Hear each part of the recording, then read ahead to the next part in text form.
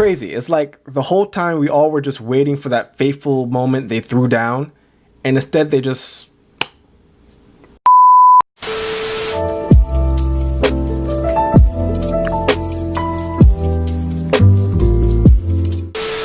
What's poppin', you guys? It's Cape Informer back again for another episode recap of The Boys Season 2 Episode 5. And yes, Homelander and Stormfront went to Pound Town. That was crazy, but far from the craziest thing we saw unfold this season so far, or even this episode. Per usual, we have a lot to unpack here, but first things first, if you are indeed new here, don't be bashful and tap on that subscribe button. Because we break down the show every week, as well as some of your other most favorite shows and movies. So we start the episode with the Seven filming their own universe's rendition of the Justice League, in which I also appreciate the slight reference to the Snyder Cut they snuck in there. Through this film, it appears Vought is trying to push more of their agendas, namely the fact that Maeves is a lesbian, which Homelander alluded to publicly on a talk show in last week's episode. On many levels, Maeves is furious about this, as not only is this a blatant invasion of her privacy, and not only does she identify as bisexual, but Homelander is using the threat of harm against her new girlfriend as leverage. She later makes it apparent that she doesn't intend to let Homelander get away with this.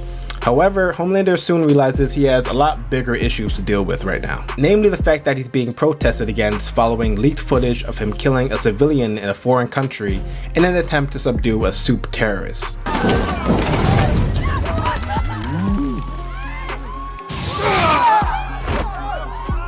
He tries to be dismissive of it at first, but after hearing about how his ratings are dropping, Homelander tries to fix things on his own, despite Vought's clear instruction for him not to. Needless to say, he tries to speak at the protest against him and makes things a billion times worse. But let's stop here for a sec and just take note of the impeccable acting from Tony Starr, who plays Homelander. When he begins to realize his public charm isn't enough to quell the protesters, he has a dream sequence where he lasers all of them, leaving hordes of dead bodies in his wake. And while his instinct may have been to do just that, we all pay witness to Homelander's true kryptonite: approval and validation. His ego and spirit was so crushed, and his facial expressions illustrated it to perfection. He eventually confides in Stormfront for help on improving his public perception, and she happily obliges. So, back with Huey and the rest of the gang. They are still kind of lost without Billy, and let's be honest, Billy is kind of lost without them as well. Which is funny because the first season really kept them all together with so much directive,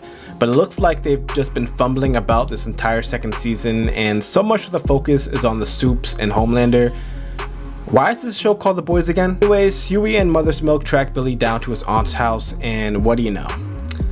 Black Noir has also tracked him down to his aunt's house. In between some painfully slow back and forth with them about Billy not giving up, their team, we can get through this together, bro. They must figure out how to escape or just avoid being killed by this super soldier Soup. After using public distractions and even explosives, Black Noir corners them, but Billy is able to save himself in the nick of time with a bluff, stating that he has footage of Homelander's kid, Becca, and the whole nine. Edgar bites the bait and lets them live. And just like that, Billy is back in action, mate. Back with the ladies of the Seven, well, at least Starlight and Stormfront. Starlight comes out about knowing who Stormfront really is, after Stormfront comes out about knowing that she leaked the existence of Compound V. Things kind of end in a standoff, but Stormfront makes it quite apparent that she's played this game just a couple moves ahead of her. Homelander, everyone's favorite, comes in and interrupts their conversation, and his thirst of being the all-knowing Soup of the Seven makes his curiosity peak. Homelander expresses that he wants to thank her for helping raise his approval rating, and let's just say Stormfront had a couple of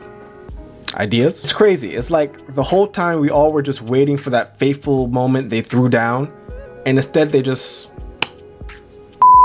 And I guess it's not to say that they couldn't have their fight by the end of the season, but this was just on all kinds of weirdness. On top of that, I just knew we would never get through this whole series without at least one hardcore superhero sex scene. But the two parties involved, I'm sure I'm not the only one who did not see that coming. I guess that finally brings context to that whole laser my tits scene from the trailer.